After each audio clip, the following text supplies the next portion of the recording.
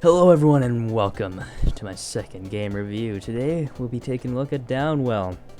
Now, the last game review, my first one, I meant that to be somewhat of a joke, but it turns out that I quite enjoy doing these for some reason.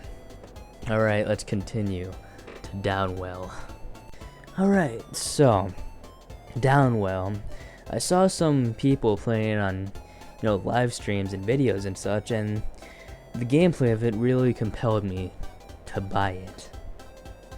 And, I checked it out a bit, and the reviews were overwhelmingly positive, so that really helped. And as of this time, 11/28/15, there is a sale, which brings the price down to $2, so there you go.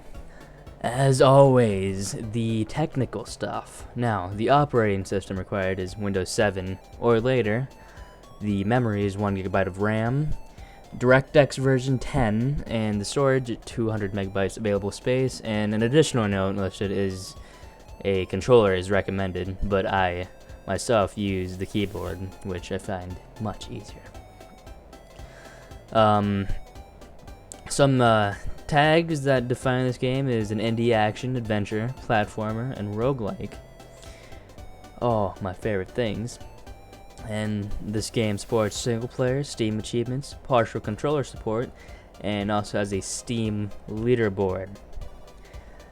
And there you go. Now let's get into some gameplay.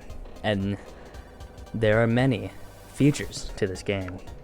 So, the point of this game, or the story I guess, is you fall down a well, and in that well are monsters, and also in that well are gems.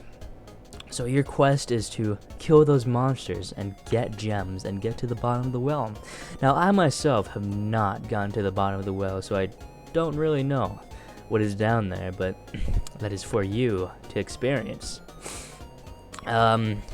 You might be asking, what do you use to kill these monsters? Well, you can either stomp on them, which is very, very fun to do, but there's also gun boots. Now, these gun boots are obviously guns strapped onto the bottom of your feet, and you shoot them at enemies below you. Along with these gun boots are also weapon upgrades. These include, burst, which lets you burst fire, laser, which shoots a laser, shotgun, shotgun blasts, and all that good stuff.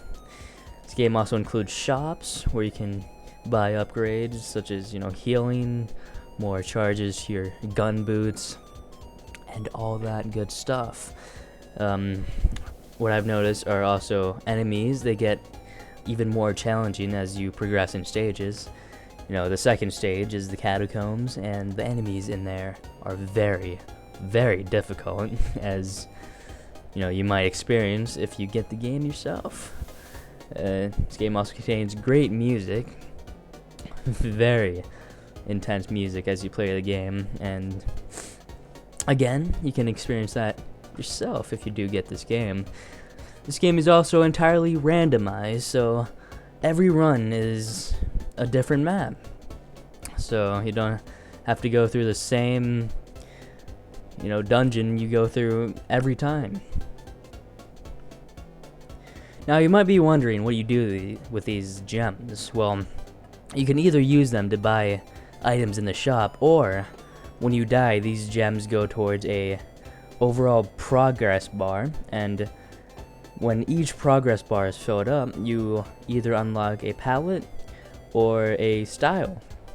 Now, palettes, you can change the color of, the game. There's palettes such as Game Boy, which changes to a Game Boy-esque screen.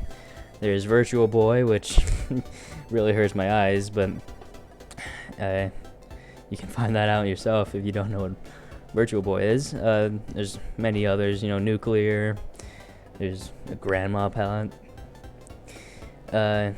Again, you can also unlock styles, and with these styles there are perks that go along with it. My favorite, of course, being Boulder, which gives you more health, of course, but less upgrade choices. So there's also some downfalls to the styles, and much more, which you can experience in the game of Downwell. So if you are interested in this game, you can head on over to Steam. It's on a sale right now, $2, but if you're watching this later on and the sale is over, it's still pretty cheap and helps out the devs. Always does for any game. So, I hope you do enjoy this game review. Leave a suggestion on what I should do next. Yeah. Hope you enjoyed, and I will see you in the next video. Goodbye.